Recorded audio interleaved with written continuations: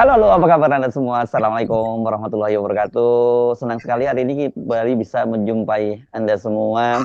Saya sih kelihatannya bisa ngintip nih kegiatan Anda di sana nih. Kelihatannya pada ada yang bagian gadget, masih pada melototin soal apa debat tadi malam gitu.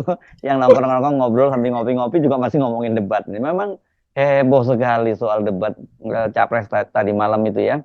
Kita udah bisa memperkirakan bahwa memang semakin mendekati Pilpres ini akan semakin naik tensinya dan salah satunya sekarang ini yang kelihatannya menjadi indikator itu adalah debat capres ya Mbak ya.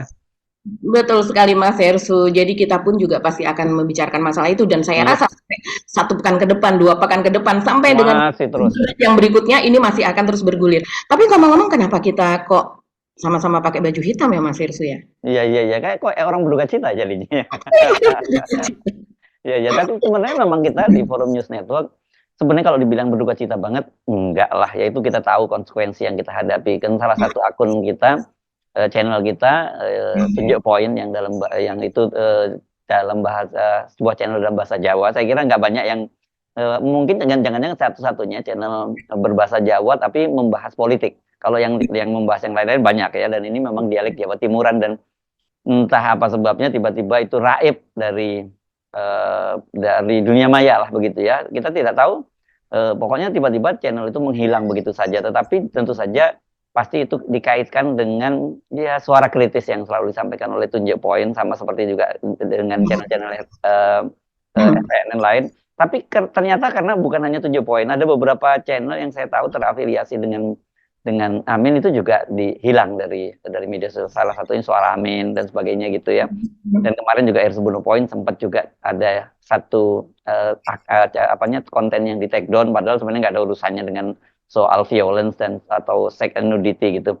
Jadi kita mau minta dukungan pada teman-teman gitu ya.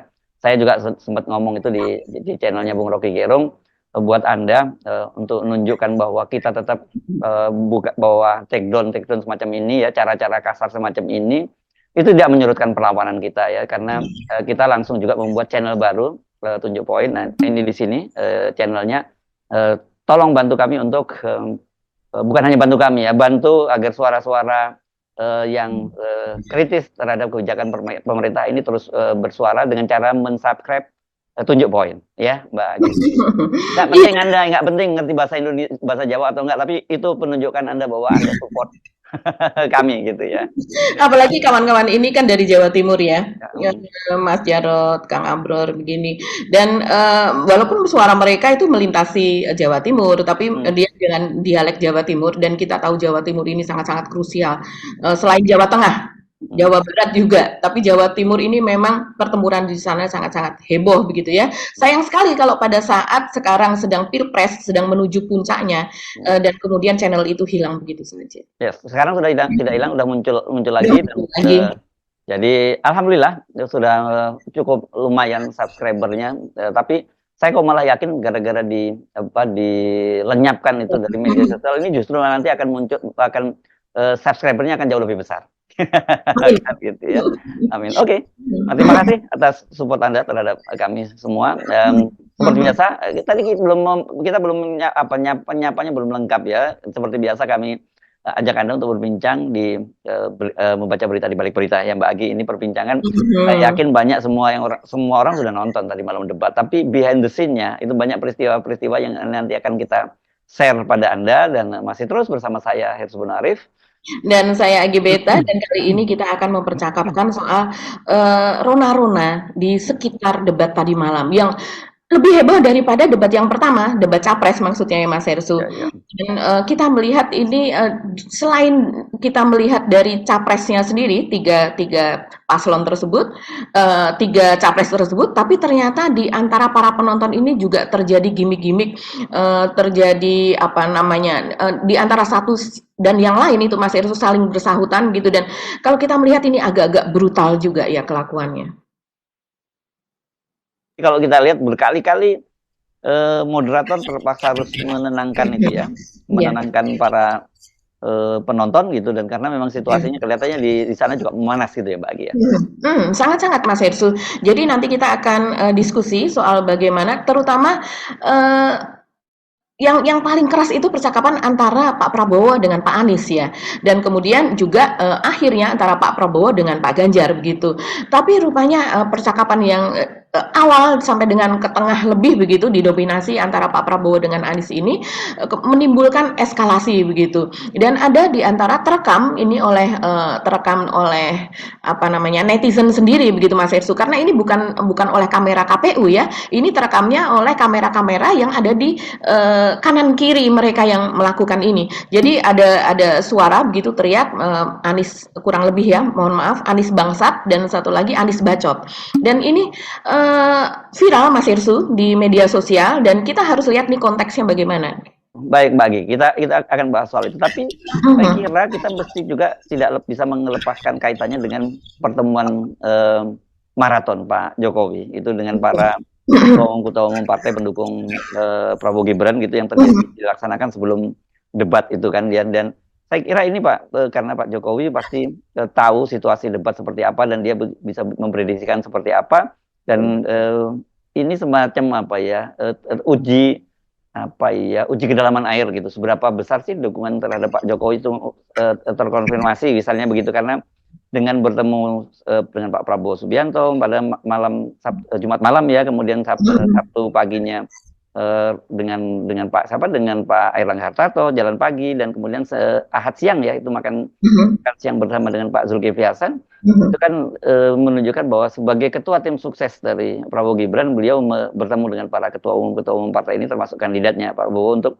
Dan kemudian yang menarik kan dikatakan oleh sekretaris TKN Nusron Wahid bahwa ini adalah tanda bahwa Pak Jokowi mulai sampai dukungan. Ya semua orang udah tahu. Tapi kalau saya kira ini mungkin memberikan semacam komando pada para pendukungnya Prabowo Gibran untuk bersatu. Itulah kira-kira Pak Jokowi. Tapi kalau kita lihat kelihatannya gagal ya Mbak itu ya, pertemuan antara Pak Jokowi dengan tiga pimpinan tadi, ketua umum partai itu, karena perbincangan publik, dukungan publik tetap tidak di media sosial ya tetap tidak berpihak pada Pak Prabowo. Iya, betul sekali Mas Hersu. Jadi sebelum terjadinya debat ya hari Ahad kemarin, selama 2 hari atau mungkin mulai hari Jumat lah ya, Jumat, Sabtu itu memang sangat ramai, ini viral soal dukungan Pak Jokowi yang diawali dengan unggahan foto Pak Jokowi makan malam bersama Pak Prabowo. Dan itu pada saat yang sama Mas Hersu, pada hari Jumat, Sabtu begitu ya, terutama hari Sabtunya dan hari Ahadnya, itu sedang rame-ramenya hashtag Nazar Pemilu begitu. Jadi dukungan kepada Anies itu memang luar biasa, dengan tidak hanya sekedar mereka melampirkan hashtag, tapi betul-betul di situ Nazar Pemilu ratusan ribu netizen itu memberikan nazar begitu. Kalau seandainya Anies menang begitu, kurang lebih misalnya ya yang saya baca Mas Hersu, selain memberikan kursus-kursus, membagikan kue misalnya UMKM yang mereka memproduksi kue, terus kemudian membagikan sketch gitu yang mereka yang bisa menggambar dan sebagainya, juga ada bahkan yang akan menghibahkan tanahnya seluas 1.700 hektar untuk dibangun masjid. Dan di bawahnya ada tanggapannya, saya tidak bisa apa-apa, tapi saya bisa membuat denah begitu ya, atau saya bisa membuat desain, maka saya akan membuat desain gratis untuk masjid tersebut. Kemudian ada tambahan-tambahan lagi di bawah. Jadi emang Nazar Pemilu ini luar biasa. Dan di tengah-tengah luar biasa dari hashtag Nazar Pemilu yang juga diikuti asal bukan Prabowo, hashtag itu masih terus menggema, ada viral yaitu foto dari Pak Prabowo bersama dengan Jokowi, begitu juga dengan Airlangga Hartarto, dan kemudian diikuti dengan Zulhas. Jadi saya rasa ini adalah merupakan suatu rangkaian bagaimana cara Pak Jokowi untuk menguji approval rating dari Pak Jokowi yang kabarnya antara 70-80% tersebut. Dan ternyata ya mungkin sudah melemah approval rating tersebut Mas Hersu, karena itu tidak berdampak begitu. Bahkan yang dipotret oleh Ismail Fahmi, yaitu pemilik drone emprit, yaitu sebelum terjadinya debat, yaitu bukan potret sesudah debat ya, justru ini percakapan yang terjadi di media sosial sebelum terjadinya debat, dari drone emprit itu berhasil merekam bahwa sentimen positif sebanyak 90% itu ada pada Anies. Ini dibandingkan 100% ya. Lalu diikuti oleh Ganjar sebanyak 77% dan Prabowo 24% begitu Mas Hersu. Nah, ini perbincangan terkait Anies itu paling banyak positifnya dibandingkan dua capres lainnya begitu. Dan ini terkait erat dengan paling banyak menyangkut isu hashtag Nazar Pemilu itu dan di roasting oleh Kiki itu hari apa Mas Hersu ya? Di roasting oleh Kiki itu juga resolusi itu cukup rame begitu dan juga ditambah dengan live TikTok antara Pak Anies dengan Thomas Lembong. Itu juga ramai. Jadi itu membuat sentimen positif yang saya rasa saat ini orang lebih memfavoritkan Thomas Lembong ketimbang Pak Jokowi. Ini luar biasa sekali dan ini yang memfavoritkan itu kebanyakan adalah Gen Z dan juga milenial Mas Irsu. Kita tahu artinya yang usia di bawah 40 tahun itu memang ramai betul percakapannya soal ini begitu.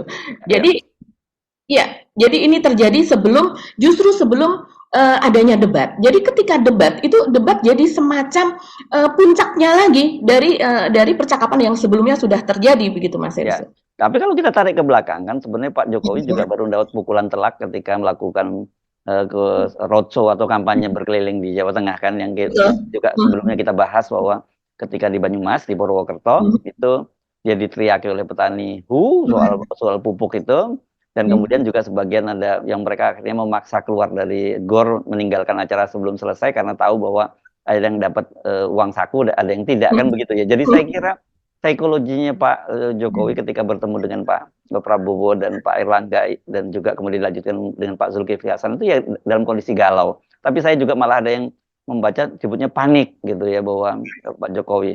Nah ini saya kira cukup serius kalau saya lihat memang ada yang mencoba tetap menyampaikan bahwa nggak ada dampaknya soal ini kecil lah kalau tuh ada dampak begitu bahwa dampak debat ini akan kecil. Tapi sebenarnya kalau kita lihat dan banyak juga para pengamat bahkan juga survei yang menyebutkan bahwa debat ini sangat tinggi dampaknya terhadap terhadap perpindahan pemilih itu ya.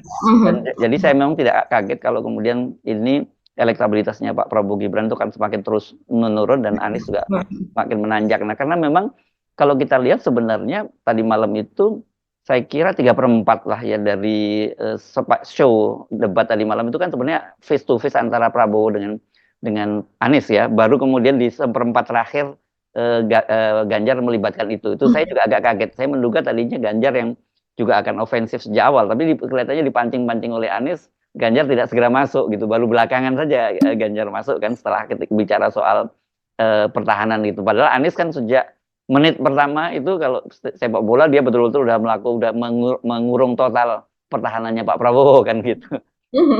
Iya ya, betul sekali. Jadi memang kalau saya melihat strategi dari Pak Ganjar ini, dia membuat punchline di terakhir. Jadi supaya teringat betul di benak pemirsa gitu. Jadi Pak Prabowo rupanya kurang menyadari itu sehingga di tengah-tengah dari sejak awal ya sampai ke tengah-tengah dia mengajak Ganjar untuk berteman begitu kan. Dia berkali-kali mengatakan bahwa setuju dengan apa yang dinyatakan oleh Pak Ganjar begitu, setuju lagi kepada yang dinyatakan Pak Ganjar begitu dengan tidak menyetujui apa yang dikatakan oleh Anies. Bahkan dia sempat mengatakan bahwa Anies tidak memiliki hak begitu kan untuk mengatakan soal data apa yang dia kemukakan begitu.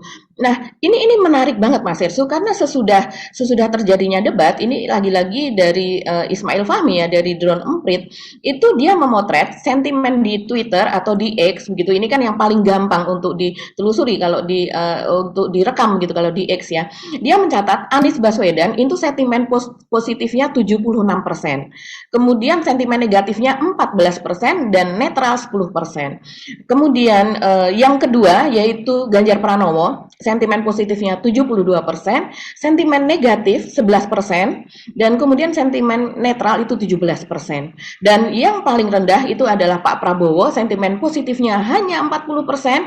Ini hampir yang sebelum debat sentimen positifnya juga mendominasi dan kemudian sesudah debat pun ternyata mendominasi, yaitu sentimen positif hanya 40% dan sentimen negatifnya 54%, yang netral hanya 6%. Ya, tadi malam memang kalau kita lihat ya Mbak debat itu harus diakui bahwa yang lain itu masih pada orang seperti Ganjar, orang seperti Pak Prabowo, betul-betul levelnya itu belum naik kelas sebagai presiden. Mereka ini masih bicara soal yang bersifat teknis sekali, sementara soal presiden itu kan memberikan visi ya.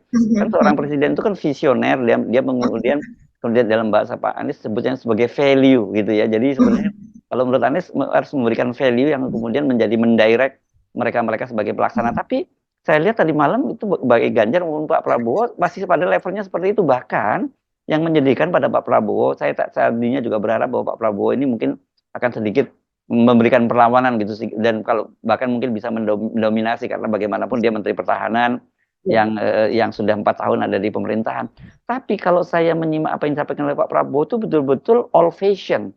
Ya ini teks buku lama banget yang tidak menyadari bahwa dunia sedang berubah. Kan begitu ya, saya lihat kan Pak Prabowo masih bicara kalau soal ancaman itu selalu ancaman fisik yang datang dari negara lain dan itu harus dicegah dengan alutsista. Itu kan selalu yang disampaikan Pak Prabowo. Yes, bahwa kita harus memodernisir alutsista kita. Itu betul. Tetapi saya kira betul seperti katakan Anies, kita harus mendefinisikan dong sekarang itu ancamannya itu seperti apa. Karena mungkin Pak kalau kita ngomong seperti ini deh. Apakah kemudian seperti misalnya budaya itu bukan bagian dari ancaman juga kalau kita melihat dari situ. Kita lihat bagaimana Korea dengan luar biasanya dia tidak pernah menyerang negara-negara lain, tapi bahkan negara-negara seperti Amerika pun sekarang tanpa mereka sadari ditundukkan oleh Korea dengan budaya K-popnya itu. Saya menonton bukan hanya di Indonesia misalnya fenomena K-pop, tapi banyak bintang Hollywood itu yang anaknya itu terkiwir-kiwir dengan bintang K-pop dan bahkan kemudian bapaknya terpaksa yang kita nggak pernah membayangkan itu ada bintang film terkenal Hollywood kemudian dia menemani anaknya untuk nonton K-pop. Dan kalau tidak salah kemarin itu ketika ada kunjungan Presiden Korea Selatan ke Amerika ya permintaan ibu negara, permintaan Nyonya Joe Biden itu adalah ditampilkan salah satu grup K-pop Korea gitu. Saya tidak tahu siapa namanya, lupa saya namanya kan gitu, bukan BTS atau apa gitu, saya nggak ingat lah, pokoknya saya nggak tahu ya soal begini-begini, tapi saya mau baca beritanya itu kan mestinya kalau dia harus berpikirnya udah semacam itu, belum lagi soal cyber gitu ya, cyber itu nggak perlu, bukan alutsista yang diperlukan gitu. Ini yang saya kira Pak udah terlalu kuno ya Pak Prabowo cara berpikirnya, dan kalau kita dipimpin oleh orang seperti Pak Prabowo bahaya itu jadi nanti kita terjebak pada jargon-jargon bahwa nasionalisme kita luar biasa, ancaman kita mesti dengan alutsista. Ya memang kita nggak menolak itu, realitasnya penting gitu peralatan itu, tetapi bahwa kemudian kita mesti mendefinisikan ada proxy war, ada yang lain-lain termasuk kejahatan transnasional.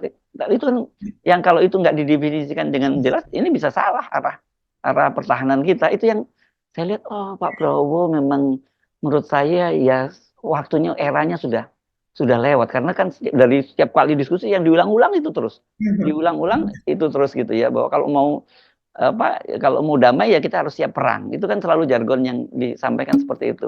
Tapi sekali lagi sekarang beda sekali, definisi tentang ancaman itu sudah berbeda gitu loh Mbak. Iya, kita juga melihatnya demikian Mas Hersu pada debat tadi malam ya. Jadi memang Pak Prabowo itu jadi terasa begitu sempit ya dia dalam membahas sesuatu dan dia tidak memasukkan hal-hal baru begitu. Kalau saya rasa sih sebetulnya usia Pak Prabowo ini belum begitu terlalu tua lah, usia 72, 73 tahun. Kalau seandainya dia aktif di 74 apa kalau nggak salah, 74 ya kalau nggak salah. Oh 74 sekarang ya.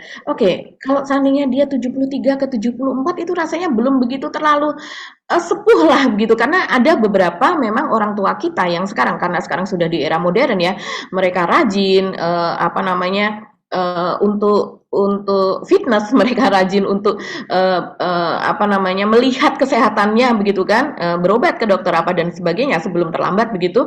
Tapi saya rasa ini tidak terjadi pada Pak Prabowo karena saya mengenal beberapa orang yang berusia 70-80 tahun itu masih gandrung pada gadget, sehingga mereka melihat betul teknologi-teknologi terbaru dan kemudian mereka bahkan tahu platform-platform. Ketika cucunya, anaknya itu membicarakan soal platform baru begitu, mereka tuh tahu Mas Hersu. Nah saya rasa mungkin sekeliling Pak Prabowo ini banyak anak muda dan tidak mungkin juga mereka tidak membicarakan, tapi pada beberapa orang tua juga, saya juga mengalami pada orang tua saya itu begitu sulit untuk menerima hal-hal baru begitu, dan mereka sulit untuk menghafal nama-nama baru. Mereka juga sulit untuk bahkan hanya sekedar ada fitur baru di WhatsApp misalnya, mereka akan tidak bisa mengeksekusi itu, Mas Hersu, apalagi kalau dikenalkan pada platform baru yang kita harus mengunduh. Nah, saya rasa itu terjadi pada Pak Prabowo ya, kalau seandainya melihat apa yang apa dia percakapkan tadi malam, isinya itu-itu saja, bahkan mengulang dari apa yang dia katakan pada tahun 2014 dan 2019 pada saat terjadi debat, yaitu berkali-kali Pak Prabowo misalnya mengatakan ya kita harus meningkatkan pertahanan kita, terus kemudian persatuan kita, dan kita harus ada dana. Itu kan sudah berkali-kali ucapkan begitu. Jadi Pak Prabowo itu how dan why-nya itu tidak dia kalau kita melihat seperti Anies dan juga Pak Ganjar begitu ya, Pak Anies dan Pak Ganjar itu how dan why-nya mereka ucapkan begitu. Jadi ketika ada masalah kemudian mereka ada breakdown-nya itu apa. Tapi kalau pada Pak Prabowo itu hanya garis besar ya, makronya saja begitu. Jadi mikronya kita nggak dapat. Padahal yang bisa memuaskan kita adalah hal-hal mikro. Apalagi Pak Prabowo kemudian berlindung pada narasi bahwa ini adalah rahasia. Kalau seandainya mau ya nanti saya kasih datanya nanti di luar sana. Kalau sekarang waktunya tidak cukup. Nah, padahal kalau mungkin yang itu rahasia itu adalah soal strategi. Itu adalah soal-soal yang ya berhubungan dengan yang seperti itu Mas Hersu yang dia juga pernah katakan itu di Komisi 1.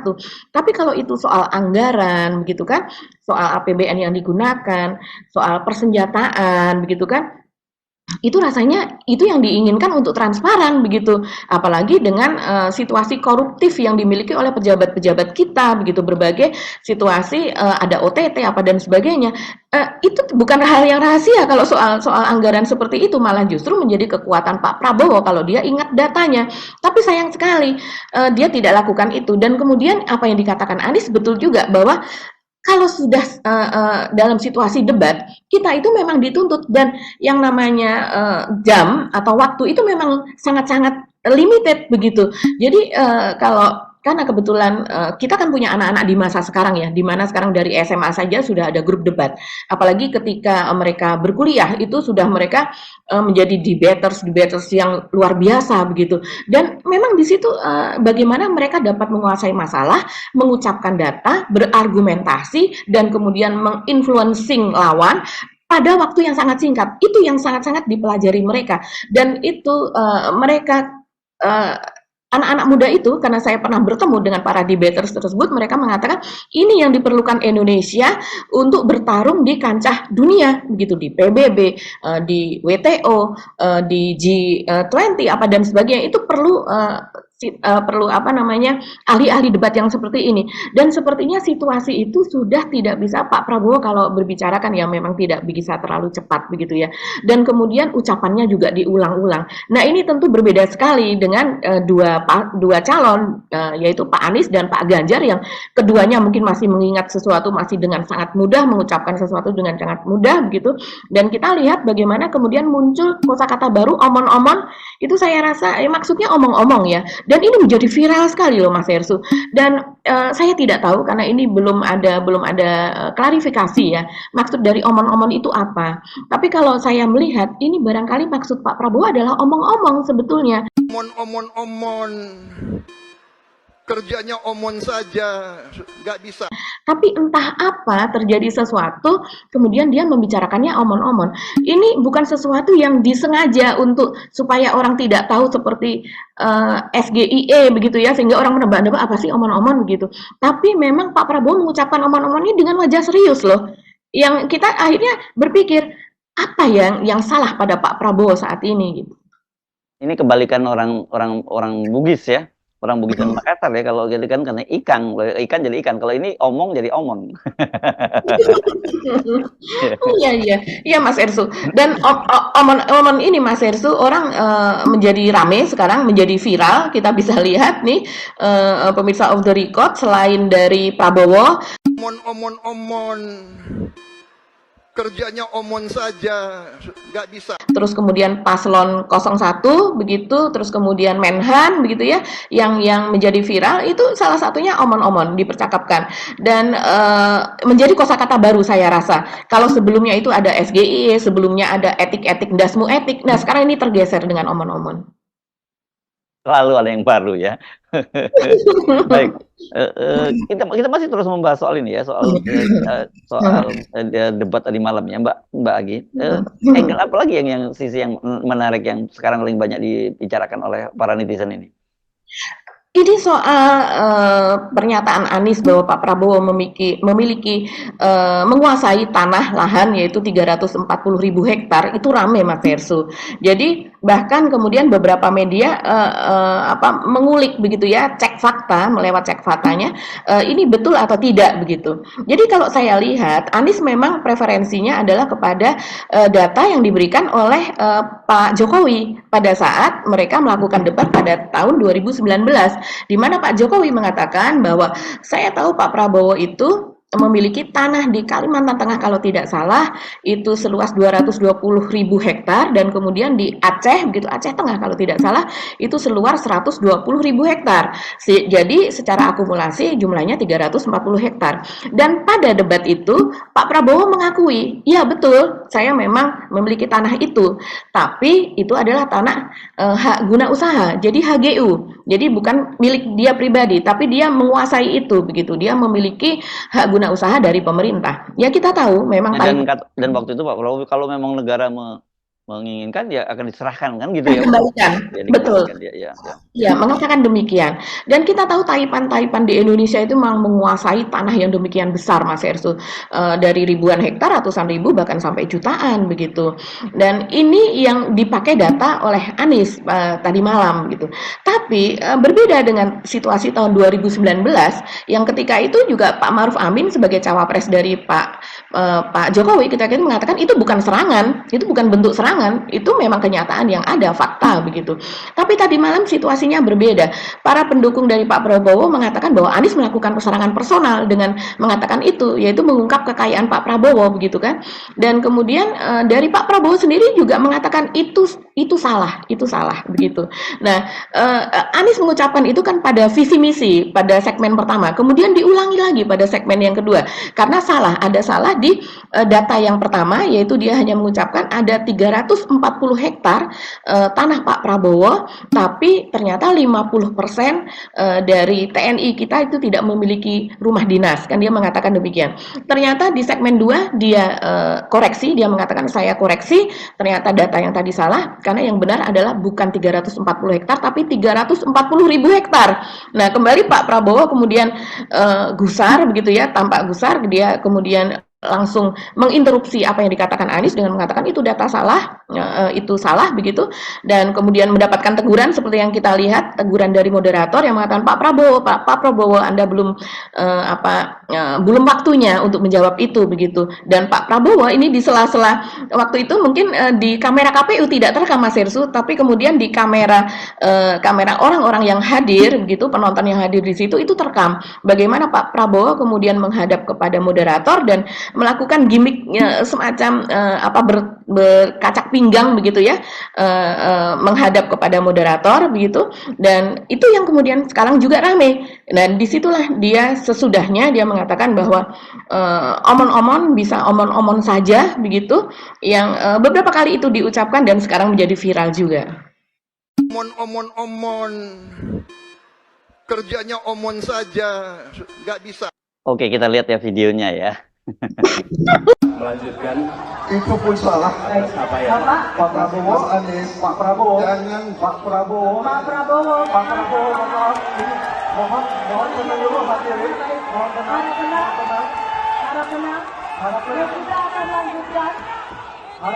harap tenang hadirin. Baik. Ini adalah salah satu ancaman non tradisional yang makin hari makin nyata dirasakan di Indonesia. Kita merasakan keluarga kita HP, komputer. Nah, ini yang agak berbeda ya dengan debat sebelumnya. Kalau debat sebelumnya kan Pak Prabowo masih banyak menari-nari gitu yang kemudian sebenarnya identik dengan Gemo. Tapi tadi malam itu Gemo itu jogetan Gemo itu udah nggak muncul sama sekali ya Mbak Agi ya. Dan Iya. Saya kira ini juga seiring bersama dengan hancurnya branding gemoy ini, Mbak ya. Saya duga seperti itu ya, Mbak.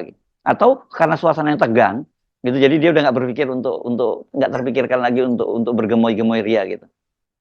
Iya, saya rasa karena gemoy itu menghancurkannya, menghancurkan dia dan kemudian juga gemoy ini terlibas dengan yang lain. Kita tahu kan hasil dari ya lagi-lagi kita kalau melihat yang dihasilkan oleh Ismail Fahmi begitu lewat drone emprit bahwa desak Anies dan juga TikTok Anies itu kemudian mengalahkan branding gemoy itu tadi begitu. Jadi saya rasa dan kemudian gemoy ini sendiri Mas Hersu sekarang tidak menuai sentimen positif kalau saya lihat malah justru siapa yang mengatakan gemoy itu langsung dirujak, langsung diserbu dan kemudian banyak yang mengatakan itu sudah usang, itu tidak terbukti karena ternyata gemoysian, bukan gemoy tapi gemoysian begitu. Jadi branding gemoy sudah tidak ada. Bahkan pekan yang lalu Mas Hersu, karena saya rasa branding ini kan adalah suatu upaya begitu yang berkesinambungan, yang ada kronologisnya begitu. Jadi terakhir gemoy itu masih eksis pada hari Kamis pekan lalu kalau tidak salah ya, di mana politik gemoy itu judul sebuah buku itu diluncurkan oleh tim Fanta. Tim Fanta ini adalah tim di TKN begitu TKN Prabowo Gibran yang dia menyuarakan suara anak-anak muda, Gen Z dan milenial itu tadi, mengurus mereka gitu, untuk meraup suara mereka. Dan politik gemoy ini ya dengan apa yang ada di dalamnya selama ini dan kemudian untuk meraup suara mereka dan ternyata ini tidak mendapatkan sambutan luar biasa Mas Hersu. Bahkan ada beritanya nggak, Mbak ya? Saya kan nggak baca beritanya sama sekali kalau ya apa terlewat oleh saya ya. Iya, ya, itu memang tidak populer. Padahal sebelumnya apapun yang bersangkutan dengan gemoy itu akan menjadi populer, menjadi trending walaupun tidak terlalu lama, begitu ya. Tapi ini betul-betul kalau Mas Erusi mungkin tidak melihat beritanya, mungkin ya wajar saja karena memang tidak banyak disorot begitu. Padahal mereka mengundang kalau saya lihat wartawannya itu tidak hanya wartawan media online, tapi juga media televisi, begitu. Tapi ternyata dari Gen Z dan juga milenial tidak tampak rame di situ, walaupun kalau melihat peluncurannya itu ada sekitar 5 orang lah dari anak-anak muda dari TKN Prabowo Gibran begitu. Dan saya rasa itu terakhir kampanye gemoy karena kedepannya tampaknya gemoy ini betul-betul sudah tidak wajar dan tidak relate kalau istilahnya anak-anak zaman sekarang tidak relate kepada Pak Prabowo. Apalagi sesudah debat tadi malam yang Pak Prabowo mendapatkan banyak sentimen positif, yang lebih banyak adalah karena faktor emosi, kemarahan sehingga tidak bisa mengucapkan soal gagasan visi misi itu dengan baik.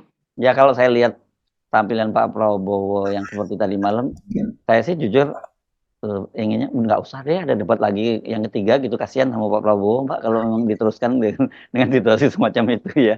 Karena saya kira ini kan semakin berat ini bebannya ini ya. Jadi beban berat kedua adalah nanti Gibran, berarti kemarin dia merasa dia unggul setelah debat, ternyata dia juga kemudian dikuliti oleh netizen. Setelah itu karena fakta banyak sekali percakap omongan-omongan dan data-data yang dia sampaikan itu ternyata ngibul, bohong begitu. Dan kemudian sekarang dengan situasi psikologis yang macam ini, saya bisa membayangkan ini terjadi semacam demoralisasi yang cukup cukup serius di kalangan tim 02 ini gitu ya.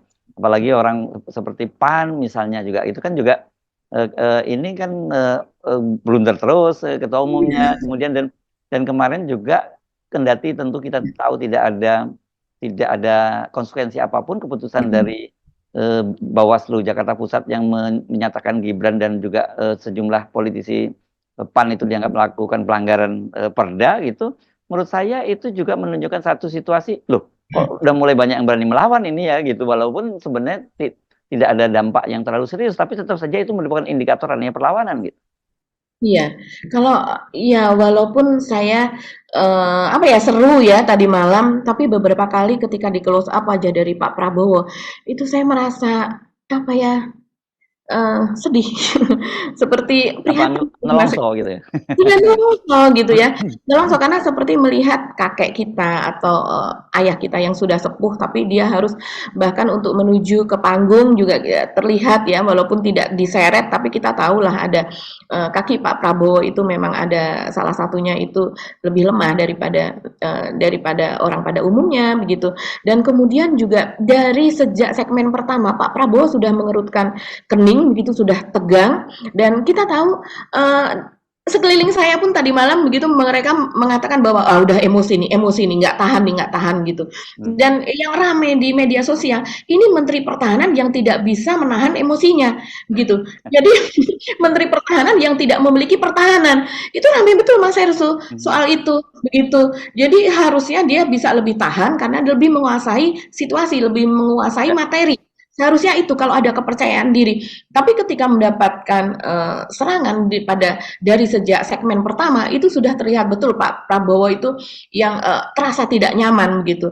Dan itu juga ditambah lagi netizen mengatakan begitu ketika itu masih on air ya pun saya sudah melihat netizen mengatakan bahwa ini bukan cerdas cermat begitu. Ini adalah debat yang jangan berharap bahwa dari segmen pertama itu masih hai sapa-sapa gitu, enggak, yang namanya debat apalagi waktunya hanya semenit 2 menit itu udah langsung masuk ke to the point begitu. Ya, dan satu lagi juga saya kira yang penting kita soroti adalah pernyataan Pak Prabowo tentang Gaza ya, yang dia saya mencatat berapa 2 atau 3 kali menyatakan bahwa itulah digunakan sebagai contoh Gaza itu sebagai sebuah negara yang lemah begitu, dan itu kemudian ditindas oleh negara yang lain. Padahal ini banyak sekali mendapat protes karena sampai sekarang bahwa orang tidak melihat bahwa Gaza itu sebagai lemah gitu, karena justru mereka terus melakukan perlawanan dan Israel yang dia gambarkan sangat kuat, sangat perkasa gitu militernya di kawasan Timur Tengah begitu, sampai sekarang kan ternyata dia belum bisa menyelesaikan misi seperti yang dia mau musnahkan Gaza, sampai sekarang tidak berhasil. Jadi itu kan menunjukkan kekuatan resilient mereka ya terhadap itu. Jadi saya kira itu juga meskipun Pak Prabowo kemarin menyumbang Gaza gitu ya, bagian dari upaya untuk semacam mendapat simpati dari orang Gaza, tapi dengan pernyataan dia menyatakan bahwa Gaza itu lemah, itu sentimen negatif di kalangan bukan hanya di dalam negeri, saya kira di kalangan luar negeri, terutama para pembela Palestina akan merasa bahaya ini orang seperti Prabowo ini nanti kalau kita jadi presiden. Sementara Anies Baswedan kan dalam pidatonya pernah menyatakan bahwa 100 hari pertama kalau dia terpilih menjadi presiden dia akan mengunjungi Gaza, kan begitu yang disampaikan oleh Anies Baswedan.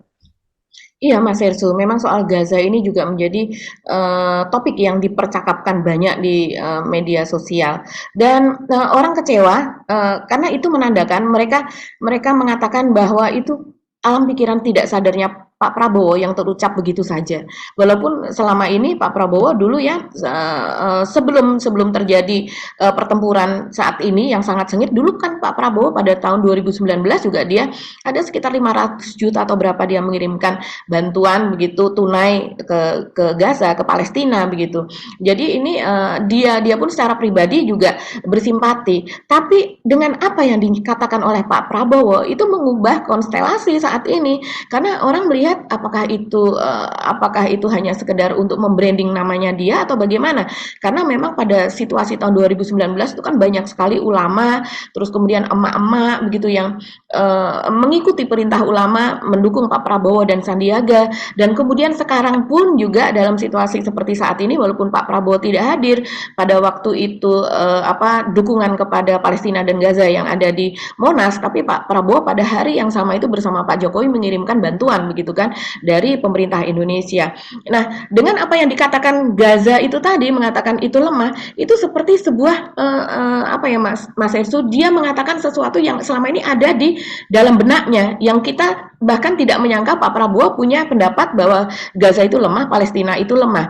Karena kalau kita melihat selama ini orang seluruh dunia itu terheran-heran yang kalau seandainya kita mengikuti berbagai berita yang dari luar, bahkan mualaf dunia bisa dikatakan demikian, karena saya mengikuti banyak channel yang ada di luar begitu Mas Ersu, ini yang terbanyak mereka yang secara spontan tanpa dibimbing, tanpa apapun, yang mereka awalnya adalah terheran-heran bagaimana anak-anak Gaza yang masih kecil itu bisa dioperasi tanpa adanya obat bius, dan mereka hanya dengan membaca Quran begitu yang mereka ingat dengan surat-surat pendek maupun surat Al-Baqarah dan sebagainya, dan mereka bisa menghadapi situasi itu begitu. Itu anak kecil, apalagi yang orang-orang dewasanya. Mereka terheran-heran dengan kemampuan ketahanan begitu yang ada di Gaza, dan sudah pada situasi seperti itu pun mungkin orang lain itu sudah menyerah, sudah mengangkat tangan. Tidak dengan anak-anak Gaza dan rakyat Gaza.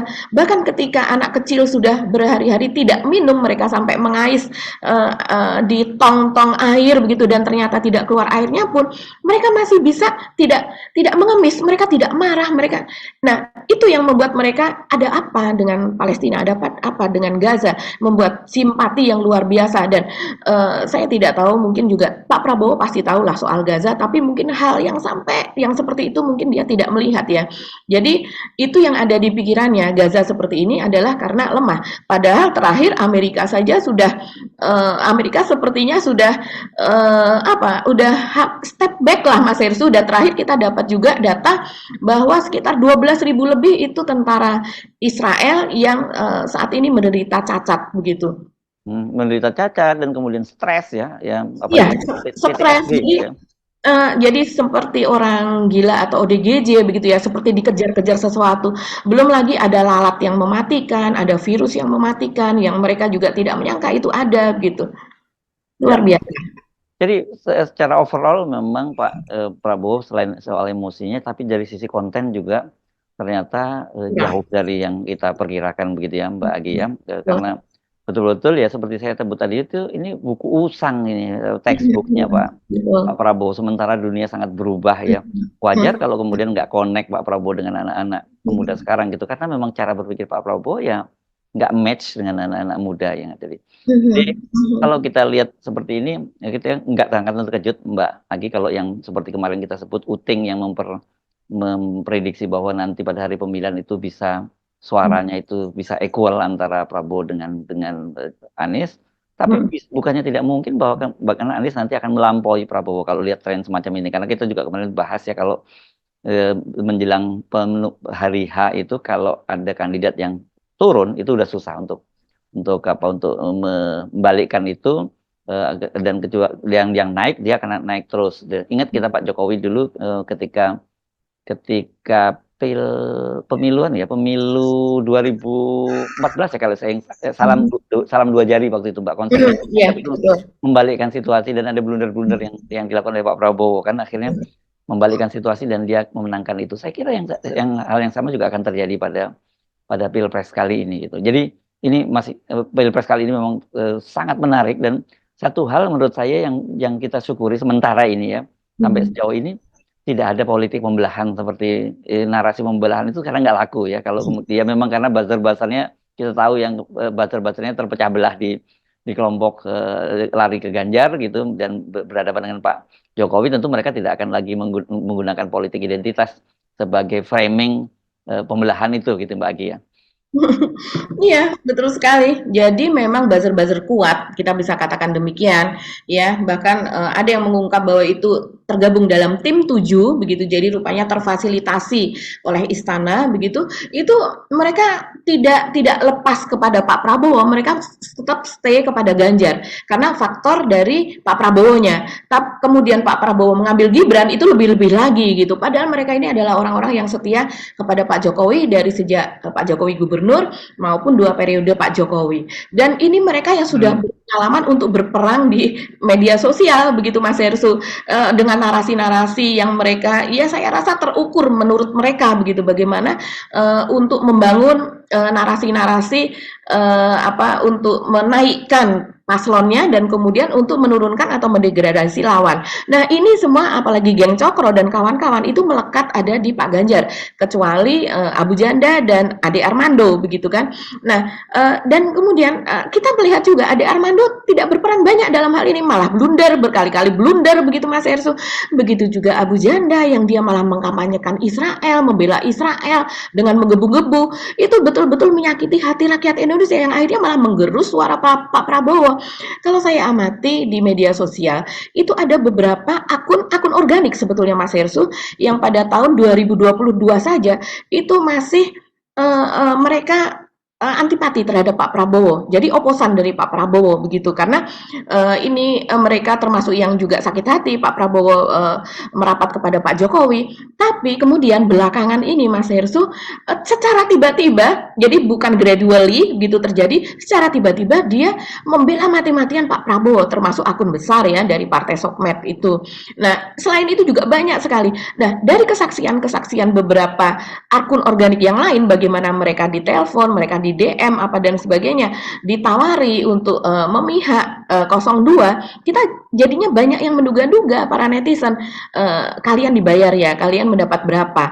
Kalau untuk membuktikan, saya terus terang misalnya saya sulit untuk membuktikan dan saya hanya membaca di media sosial. Tapi begitu banyak akun-akun itu yang kemudian berubah.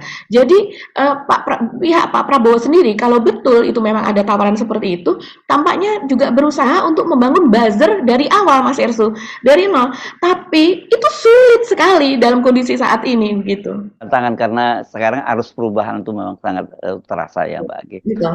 Oke, Mbak Agi, kita Masih ada Mas Ersu. oh ya? Sedikit lagi. Ya, masih ada sedikit lagi ini. Oke. Soalnya Silakan. ya lagi viral juga ya. Ini dan ini sangat kita sayangkan. Ini menyangkut soal brutalitas dari penonton yang ada di. Oh, yang tadi ada sebut di atas tadi ya, yang sebut sebelumnya. Betul Mas Hersu. Oke, saya lupa tadi ya. Ya, oke. Ini ada dua yang viral Mas Hersu. Yang satu itu terpotret bukan oleh kamera KPU, tapi oleh kamera para penonton sendiri, begitu kan seringkali seperti itu. Yang terjadi pada Gibran pada waktu debat cawapres kan juga terpotret oleh kamera-kamera penonton yang dari seberang, kemudian yang dari samping ke belakang dan sebagainya.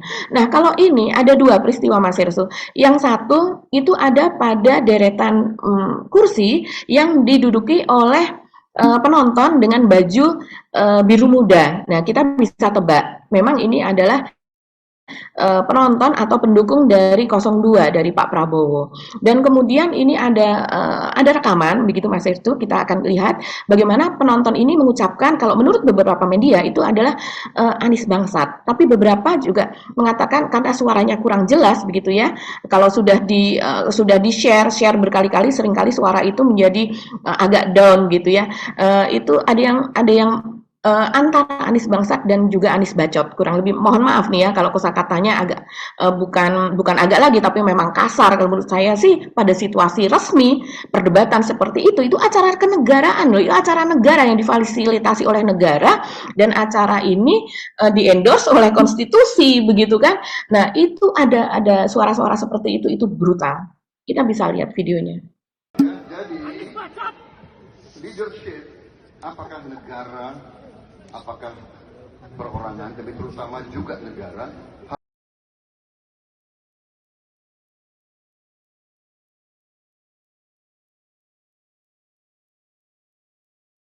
Oke, ini memang parah ini. Kalau yang satunya lagi apa nih Mbak? Yang satunya? Yang satunya lagi ini bahkan kalau menurut saya lebih parah Mas Ersu, karena dilakukan oleh seorang ibu, seorang ibu yang saya rasa tidak hanya berkerudung biasa tapi syar'i begitu ya, bisa dikatakan demikian, yang kemudian dia ada di belakang deretan yang tadi berbaju biru muda. Kemudian ibu ini berteriak-teriak begitu ya pada saat terjadi perdebatan antara Pak Prabowo dengan Pak Anies. Dia hu begitu cukup kencang dan kemudian dia mengatakan bacot begitu. Dan yang kedua kalinya ketika kamera itu mengarah ke depan tiba-tiba dia meneriakkan Anies bacot dan itu sangat kencang. Kamera dari sampingnya dia kemudian langsung mengarah kepada dia.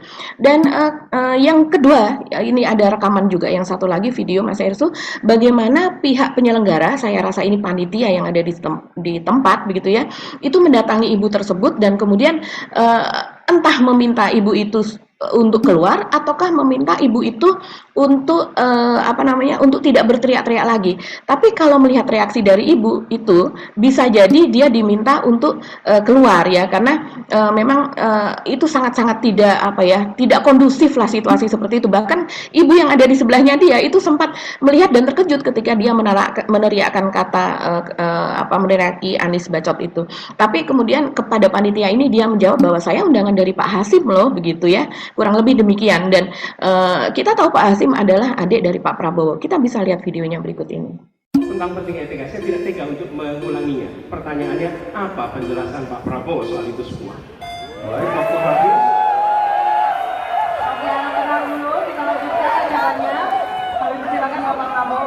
menanggapi pernyataan Bapak Anies Baswedan. 1 menit silakan. Jadi saudara, semua data yang saudara ungkapkan itu keliru semua. Jadi saya bersedia kita duduk, kita buka-buka. Ya. Mau bicara food estate. Konteks tadi turun semua suaranya ada. Kapabilitas militer kita ini the Raw Institute Asia Power Index turun. Proporsi anggaran pertahanan kita sumbernya IISS Military Balance Plus turun. Pak Prabowo, saya mau bertanya kepada Bapak, termasuk kemudian capaian MEF kita hanya 65,49% dari target 79%. Mengapa terjadi penurunan? Waktu habis. Ya, saya kira memang ini yang begini-begini ini mesti apa ya, ditertibkan ya oleh mereka sendiri ya, gitu. Nggak susah kalau mengandalkan pada petugas KPU kan mereka nggak bisa mengcover semua. Kita prihatin lah kalau yang hal semacam ini terjadi. Harusnya dalam situasi panas juga nggak perlu sampai muncul ucapan-ucapan semacam itu ya, Mbak Agi. Apalagi kita lihat orang-orangnya cukup terdidik, apalagi yang satu kayaknya religius lah begitu ya. Dan ini terjadi di tengah-tengah protes, kan itu dalam satu rangkaian memang tidak semuanya terekam oleh kamera KPU itu tadi ya Mas Hersu, di tengah-tengah protes dari Grace Natali bersama Isyana Bagus Oka, ini dari PSI yang kemudian masuk ke dalam TKN Prabowo Gibran itu, mereka di tengah-tengah sedang beristirahat begitu, antara satu segmen dengan yang lain, mereka mendatangi moderator dan kemudian memprotes, karena memang ada orang-orang yang duduknya di belakang dari moderator itu yang kemudian ketika terjadi perdebatan begitu dia mengacung-acungkan jari 3 seperti ini begitu, yang itu dikhawatirkan akan mengganggu konsentrasi dari yang berdebat, dan kita berasumsi itu adalah dari 03 dari pendukung Ganjar gitu ya, karena mereka memakai jaket warna hijau seperti Pak Ganjar begitu. Tapi ini Mas Ersu, protes dari Grace Natali ini yang juga diunggah di akun medsosnya justru mendapat serbuan atau rujakan dari netizen begitu.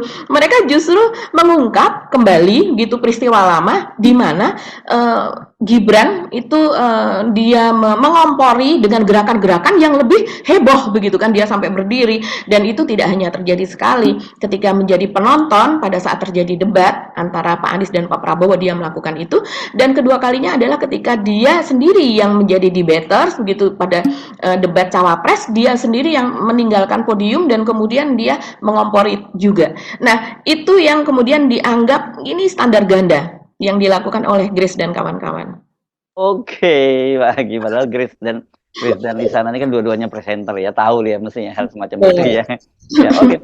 Protesnya jangan ke moderator dong, protesnya ke panitia gitu ya. Oke, Pak Agi, saya kira nggak ada yang tersisa lagi ya hari ini ya, kita perbincangkan, tapi seperti Anda katakan bahwa soal debat ini pasti akan jadi topik berhari-hari, bahkan berpekan-pekan seperti juga topik debat sebelumnya ya.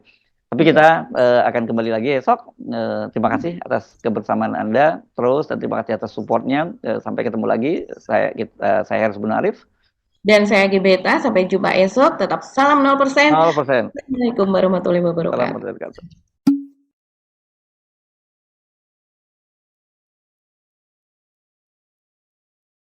Bapak Ibu, selamat malam. Baik, kami mau kepada Bapak Ketua KPU RI. Para paslon, kami harap tetap berada di panggung. Pak Prabowo, izin Pak. Pak Prabowo tetap ada di panggung, Pak. Dahulu Bapak. Pak Prabowo tetap di panggung. Dan Paslon tetap Ketua di KPU, panggung.